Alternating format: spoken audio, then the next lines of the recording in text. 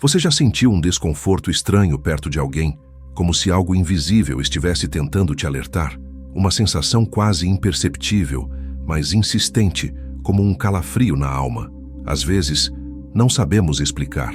Não há razão lógica, nenhum comportamento evidente, nenhuma palavra hostil. Mas ainda assim, algo não está certo. É como se a alma soubesse antes da mente. Como se seu inconsciente estivesse tentando te proteger de algo que seus olhos ainda não conseguem ver. No início, essas pessoas costumam parecer encantadoras, gentis, interessadas, sabem exatamente o que dizer, te fazem rir, te ouvem com atenção, te envolvem com um carisma que quase hipnotiza. É fácil se deixar levar. Afinal, quem não se encanta por alguém que parece realmente se importar? Mas com o passar do tempo, algo começa a mudar. Sutilmente, quase imperceptivelmente, você começa a se sentir mais cansado depois de encontrá-las. Suas opiniões são constantemente questionadas, mas de um jeito que parece cuidadoso demais.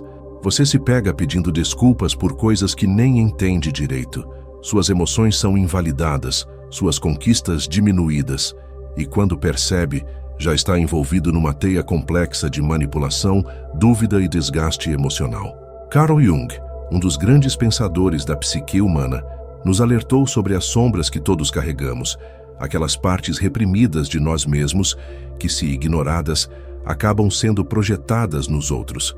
É o que ele chamava de a sombra.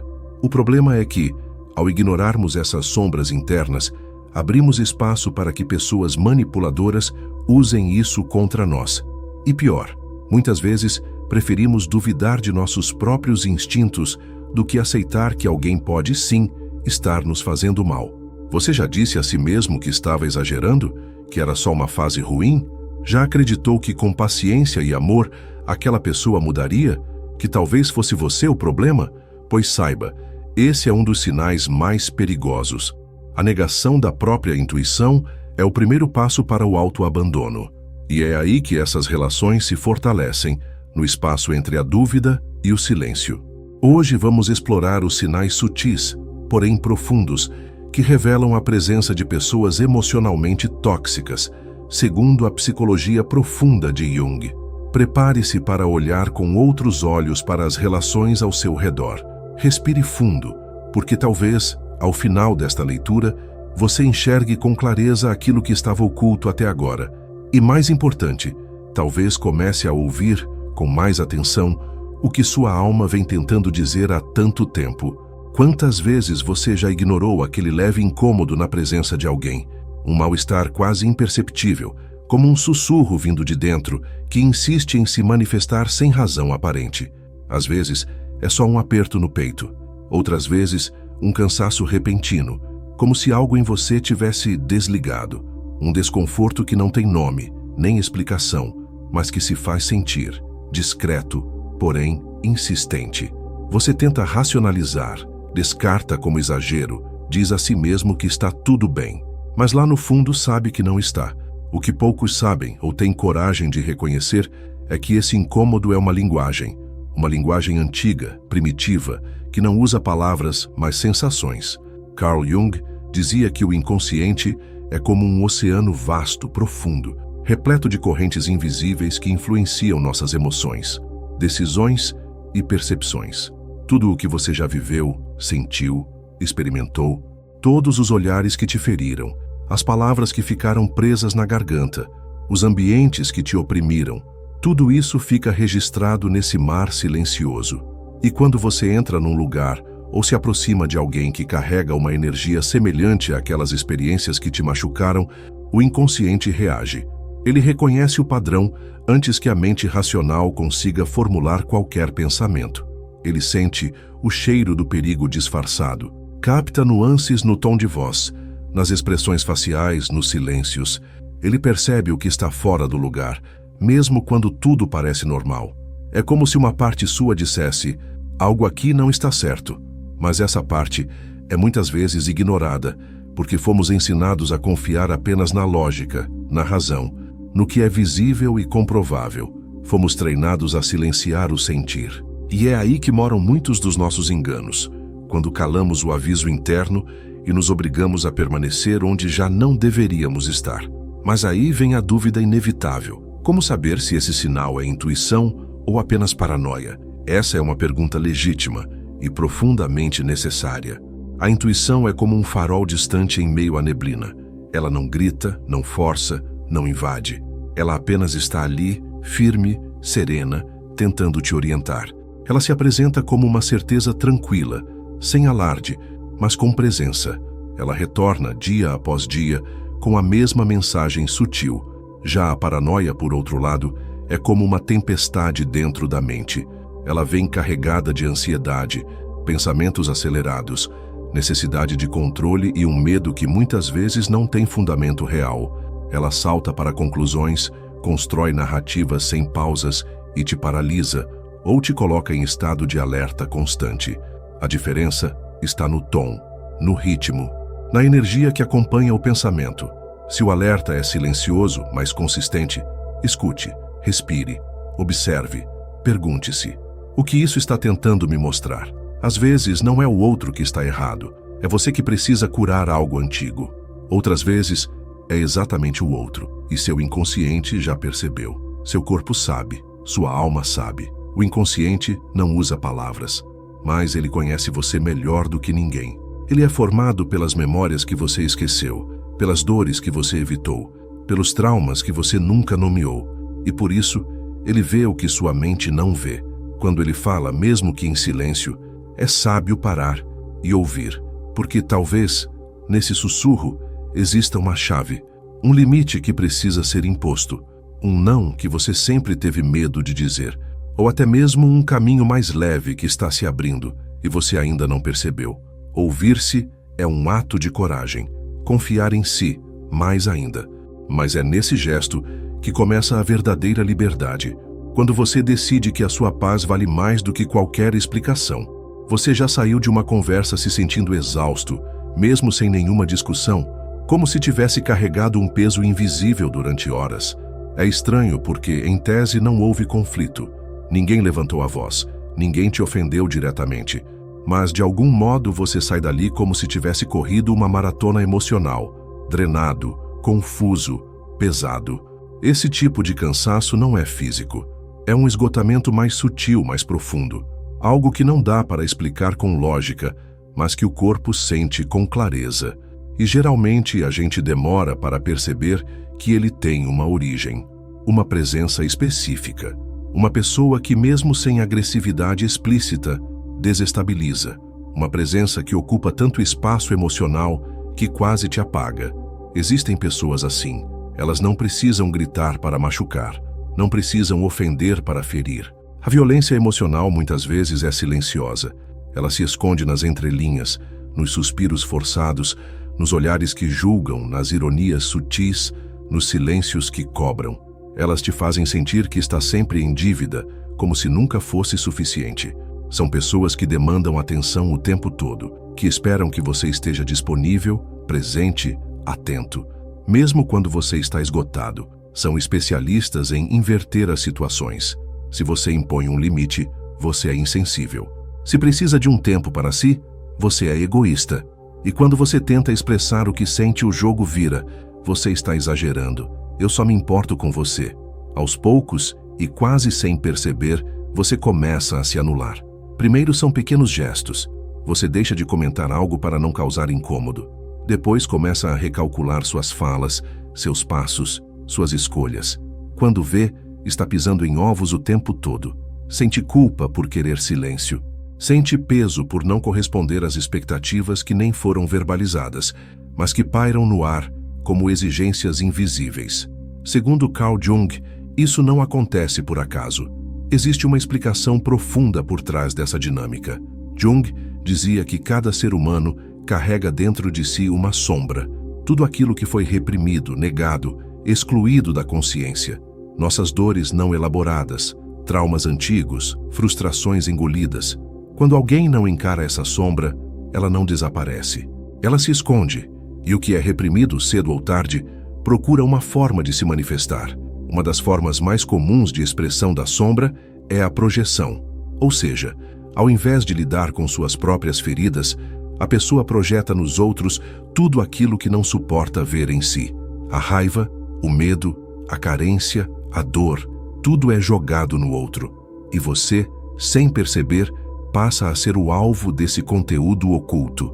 Vira o espelho, vira o depósito das emoções que o outro não quer enfrentar.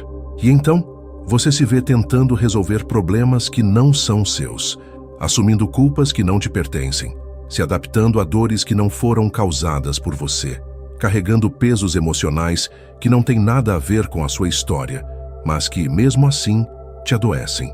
Você tenta ser compreensivo, tenta manter a paz, mas dentro de você cresce um vazio, um cansaço crônico, uma sensação de aprisionamento invisível. Tudo gira em torno do outro, das necessidades do outro, do que o outro sente, espera, exige. Suas emoções começam a ser ignoradas, ou pior, são invalidadas com frases do tipo: você é muito sensível, está imaginando coisas, está levando tudo para o lado pessoal. E o mais revelador acontece nesse detalhe. Você se sente culpado quando se afasta, mas sente um profundo alívio quando essa pessoa não está por perto. E esse alívio diz tudo. Ele é o sinal mais claro de que algo está errado. Ele revela o quanto aquela presença estava te sufocando, mesmo quando você insistia em chamar isso de afeto. Essa dinâmica pode vir disfarçada de cuidado, de proteção, de preocupação, até de amor. Mas não é amor, porque o amor de verdade não suga, não oprime, não manipula. O amor verdadeiro não te faz se esquecer de si mesmo. O amor verdadeiro sustenta, respeita, acolhe. Ele não exige sacrifício constante, nem destruição da sua identidade. O que você está vivendo, essa exaustão emocional recorrente, não é amor. É um vínculo desequilibrado. É um laço moldado na culpa. É controle emocional disfarçado de carinho. E reconhecer isso dói, porque muitas vezes essa pessoa é alguém próximo, alguém que você ama, alguém que fez parte da sua história. Mas reconhecer não é o mesmo que julgar. É apenas o primeiro passo para se libertar, porque o fato de alguém te amar não significa que ela saiba amar de forma saudável. E você não precisa continuar adoecendo para manter esse tipo de relação viva. Aprender a reconhecer essas dinâmicas é um ato de coragem, é dar nome ao que sempre foi sentido, mas nunca foi dito. É ter a maturidade de entender que nem todo laço precisa ser mantido. E que muitas vezes a maior prova de amor próprio é se afastar de quem nos consome, mesmo que essa pessoa diga que nos ama. Você não está sendo egoísta por escolher a sua paz. Você está sendo honesto com a sua alma. E isso é mais nobre do que qualquer sacrifício que te faça desaparecer aos poucos. Porque o amor mais verdadeiro começa dentro, e ele só floresce quando você decide, com firmeza, que sua saúde emocional vale mais do que qualquer relação que te adoece em silêncio. Você já duvidou da sua própria memória? Já se pegou repassando mentalmente uma conversa simples, tentando lembrar se realmente aconteceu do jeito que você se recorda? Já ficou com aquela sensação incômoda de que talvez tenha exagerado, sido sensível demais, dramático demais? E começou a se perguntar se não teria interpretado tudo errado?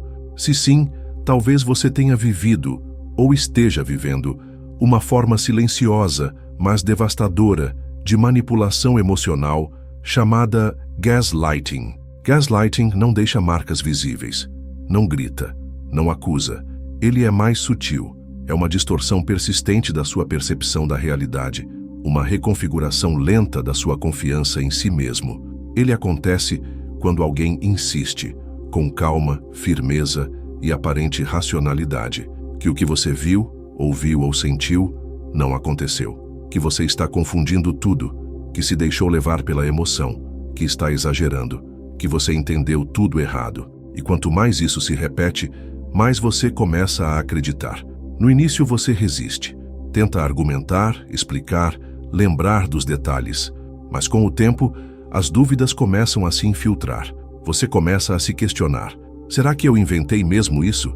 Será que sou eu o problema? Será que estou ficando paranoico? A sua narrativa vai sendo corroída lentamente. E quando você percebe, já não sabe mais confiar em seus próprios sentimentos, nas suas memórias, nem mesmo na sua percepção do mundo. Esse é o verdadeiro poder do gaslighting. Ele não apenas distorce os fatos, ele distorce você. Ele não precisa de ofensas diretas, de brigas explosivas. Ele se manifesta nas entrelinhas, nos tons de voz que fazem você se sentir pequeno, nos olhares que te fazem duvidar da sua reação, nas palavras doces usadas para invalidar sua dor. Você aponta algo que te machucou, e a conversa rapidamente vira sobre como você está sendo injusto. Você tenta expressar seu incômodo e acaba pedindo desculpas por tê-lo sentido. A narrativa é sempre reescrita de um jeito que te desestabiliza. Você passa a viver em constante alerta, tentando medir cada palavra, cada emoção, com medo de ser novamente acusado de ver coisas onde não tem.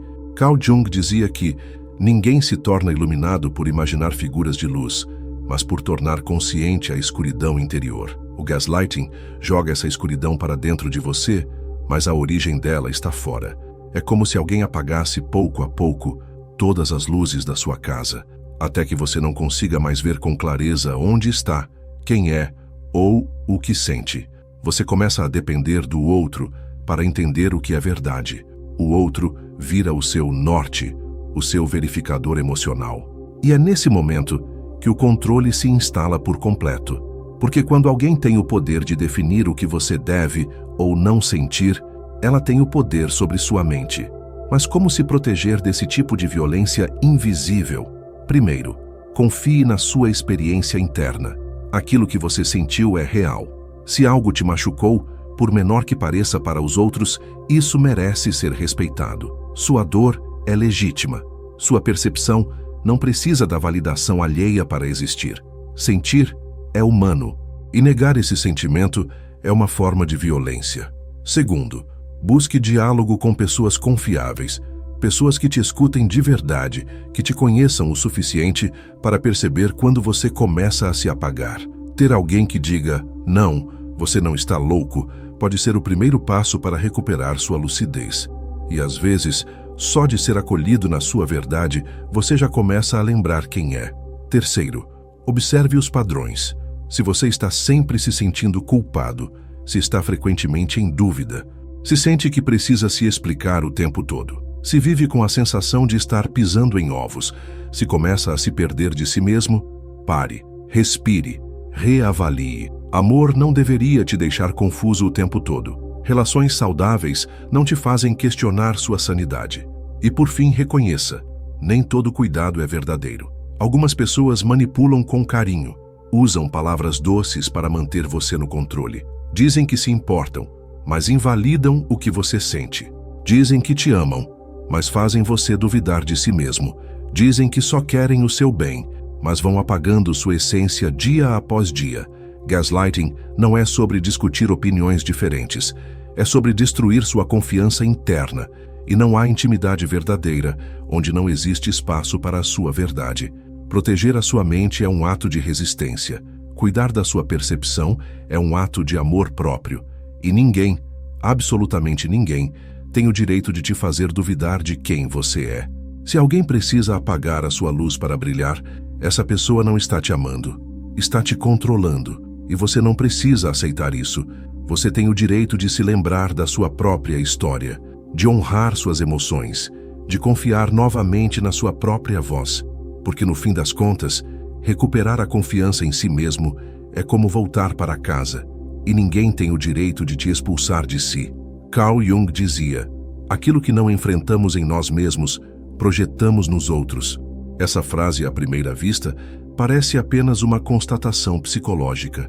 Mas se você parar e sentir o que ela carrega, perceberá, ela é quase uma chave que abre portas para compreendermos por que tantas relações, familiares, afetivas, profissionais, se tornam tão confusas, desgastantes e emocionalmente dolorosas. Essa frase fala da sombra. E o que é a sombra? Segundo Jung, a sombra é tudo aquilo que somos, mas não queremos admitir. São nossos impulsos que julgamos inaceitáveis, nossas emoções reprimidas, nossas mágoas mal digeridas, nossas fraquezas que escondemos até de nós mesmos, tudo aquilo que foi rejeitado, esquecido, ignorado, mas que continua vivo dentro de nós, esperando uma brecha para emergir. Só que, ao invés de reconhecermos essas partes, o que fazemos? projetamos. Ou seja, vemos no outro aquilo que nos incomoda em nós. Colocamos do lado de fora o que não conseguimos lidar aqui dentro. E é aí que começamos a acusar, julgar, criticar, punir, rejeitar, sem perceber que, na verdade, estamos reagindo a pedaços nossos. Pessoas que não assumem sua raiva vivem apontando a agressividade dos outros. Quem não aceita sua inveja vê competição em tudo. Quem não quer encarar sua insegurança vive tentando controlar ou diminuir os outros. Quem não lida com suas próprias frustrações culpa todo mundo pela sua infelicidade. Você já viveu algo assim? Já sentiu que, por mais cuidadoso que fosse, sempre estava pisando em ovos perto de alguém? Já foi acusado de ser egoísta, insensível ou agressivo por simplesmente colocar limites? Já foi responsabilizado por atitudes que claramente não cometeu? Ou virou o vilão da história sem sequer entender o porquê? Isso não é coincidência, isso é projeção. É quando o outro te transforma num espelho, não para se reconhecer, mas para descarregar aquilo que não quer ver em si. E essa dinâmica é mais comum do que parece. Ela acontece em casamentos, amizades, famílias, ambientes de trabalho. Às vezes, de forma tão sutil que você só percebe quando já está emocionalmente exausto. O problema é que, ao longo do tempo, você começa a se moldar. Tenta ser mais paciente, mais calado, mais bonzinho. Vai se explicando, se justificando, se retraindo. E quando vê, está se distanciando da própria verdade para caber no mundo emocional do outro. Começa a assumir culpas que não são suas, a carregar dores que não te pertencem, a se responsabilizar pelo bem-estar de alguém que se recusa a cuidar das próprias feridas. É nesse ponto que a projeção se transforma em aprisionamento, porque ela não é só um erro de percepção, é um modo de controle, um controle inconsciente, muitas vezes, mas ainda assim perigoso, porque sufoca a sua individualidade, apaga seus contornos, rouba sua paz. E é por isso que a autopercepção se torna vital. Aprender a identificar o que é seu e o que é do outro pode ser a diferença entre manter sua integridade ou se perder em dinâmicas tóxicas. Pergunte-se: essa culpa é minha mesmo? Essa crítica é sobre mim? Ou sobre algo que o outro se recusa a ver nele? Essa sensação de peso que eu sinto vem de mim ou me foi entregue sem que eu percebesse? É claro que todos nós temos sombra. Todos projetamos em algum momento da vida. Isso é parte do ser humano. O que faz a diferença é a consciência, é a capacidade de olhar para dentro com honestidade e humildade, reconhecendo que a mudança começa em nós e não no outro. E aqui está um ponto delicado, mas essencial. Você pode ter compaixão sem se abandonar. Pode compreender o sofrimento do outro sem fazer dele sua cruz. Pode oferecer empatia sem precisar carregar a bagagem emocional de alguém que se recusa a crescer. Amor não é fardo. Relacionamento não é campo de batalha. Cuidado não é sinônimo de autossacrifício. Proteger sua saúde emocional não é egoísmo, é sabedoria. Dizer, isso não é meu e eu não vou carregar, é um ato profundo de autorrespeito. E talvez a maior demonstração de amor que você pode oferecer é para si mesmo. Porque no fim das contas, não assumir o que é seu é uma fuga, mas aceitar o que é do outro como se fosse seu é uma forma silenciosa de se perder. E ninguém merece viver à sombra da dor alheia. Você veio para brilhar com a sua própria luz, não para absorver a escuridão que o outro não quer enfrentar. Nem toda ameaça vem com o rosto de inimigo. Algumas chegam de mansinho, sorrindo, com palavras doces, mas cheias de veneno diluído, com elogios que parecem apoio, mas soam estranhamente vazios. E é aí que mora o perigo, na sutileza. Porque o que é dito claramente, você entende. O que é enfrentado diretamente, você pode nomear, responder, se defender. Mas o que é sussurrado nas entrelinhas, o que vem travestido de preocupação, de bom senso, de só estou tentando te ajudar, isso confunde, te pega desprevenido. E aos poucos, começa a corroer a sua autoconfiança sem que você perceba.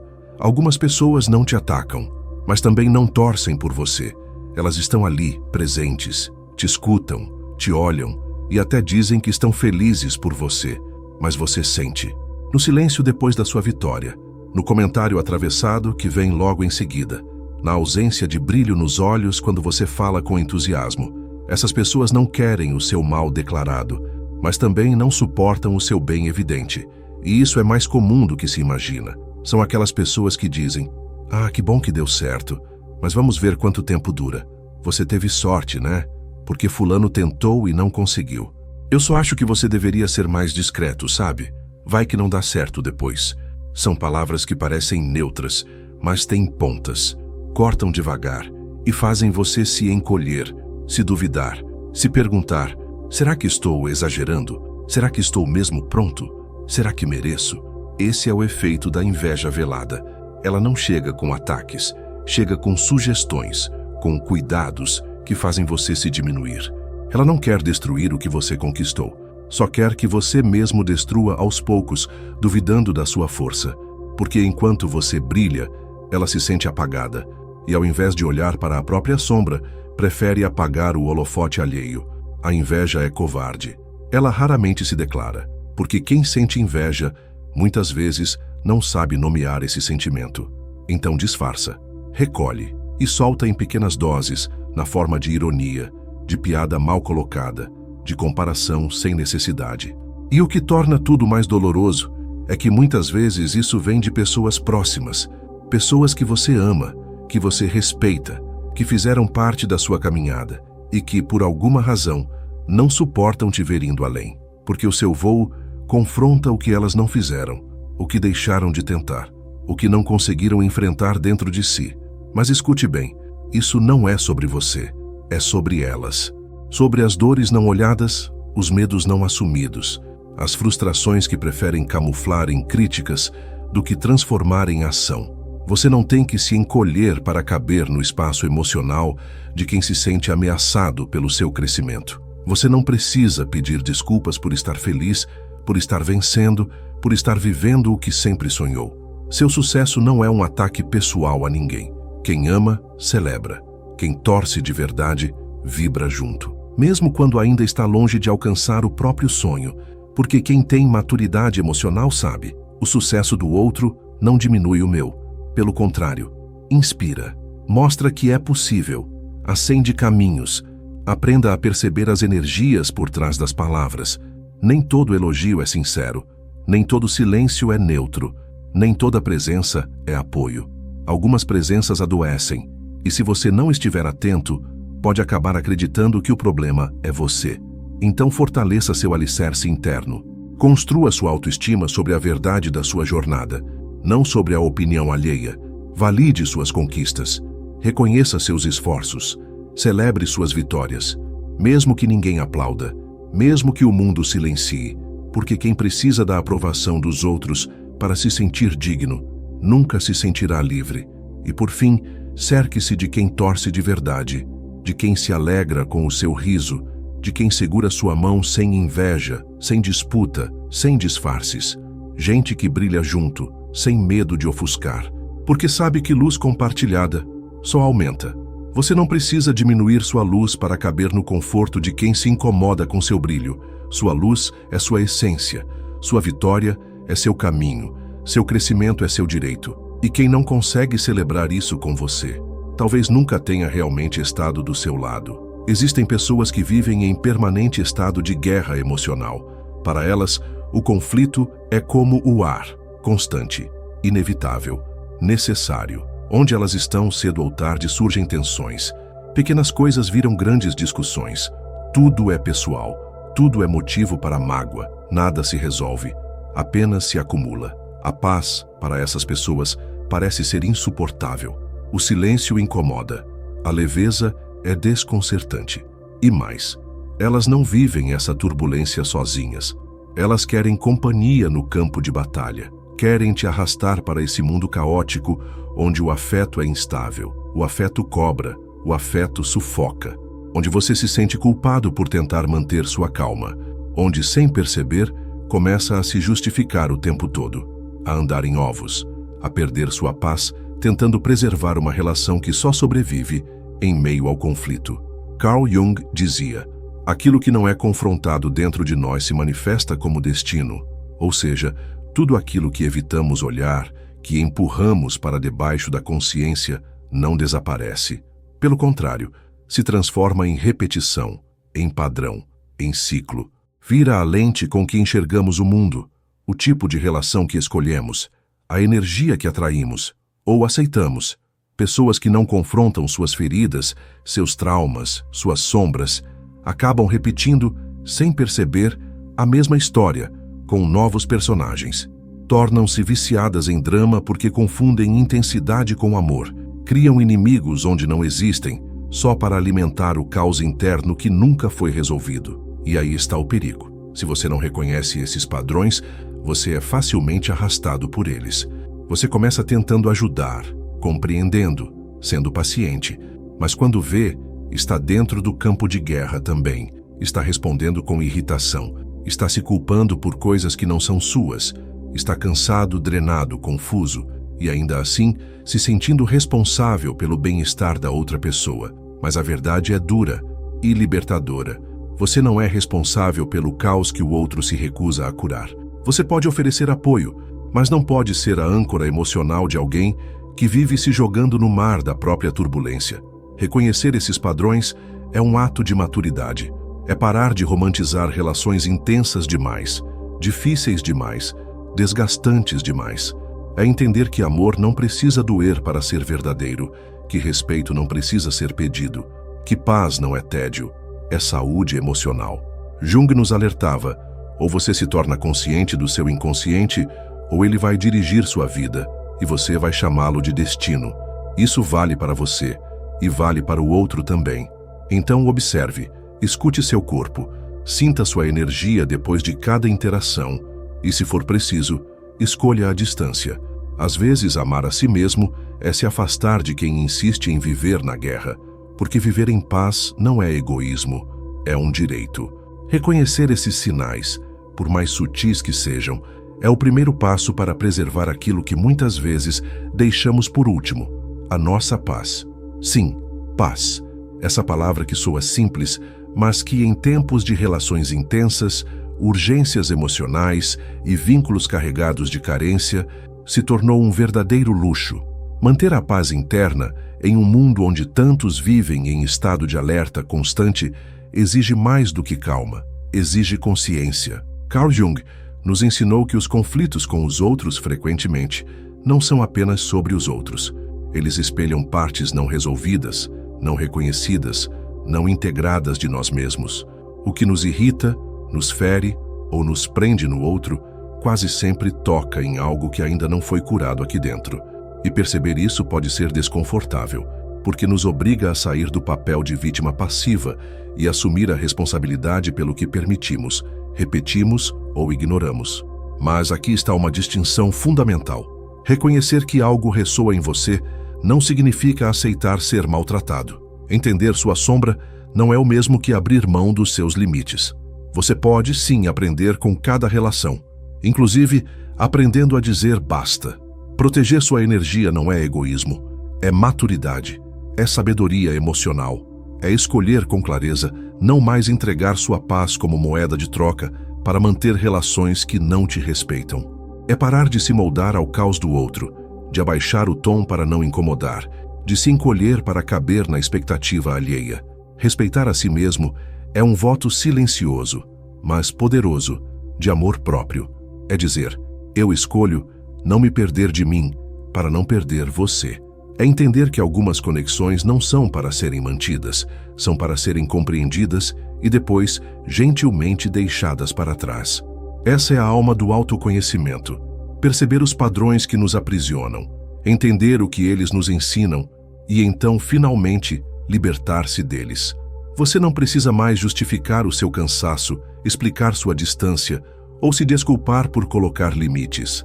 Sua paz é sagrada, e quem realmente te ama vai entender isso, porque o verdadeiro amor não invade, ele acolhe, não exige sacrifício, caminha junto, não machuca, cuida. Então, ouça os sinais, confie em si, e se for preciso, escolha a paz, mesmo que isso signifique dizer adeus a quem ainda não aprendeu a cultivá-la. Agora eu te pergunto, você está disposto a priorizar sua paz e estabelecer limites claros? Se este conteúdo tocou você de alguma forma, Deixe seu relato nos comentários. Você já precisou se afastar de alguém para preservar sua sanidade? Como foi esse processo? Inscreva-se no canal, ative as notificações e compartilhe esse vídeo com alguém que precisa ouvir essa mensagem. Sua energia é seu bem mais precioso. Cuide dela. Nos vemos no próximo vídeo.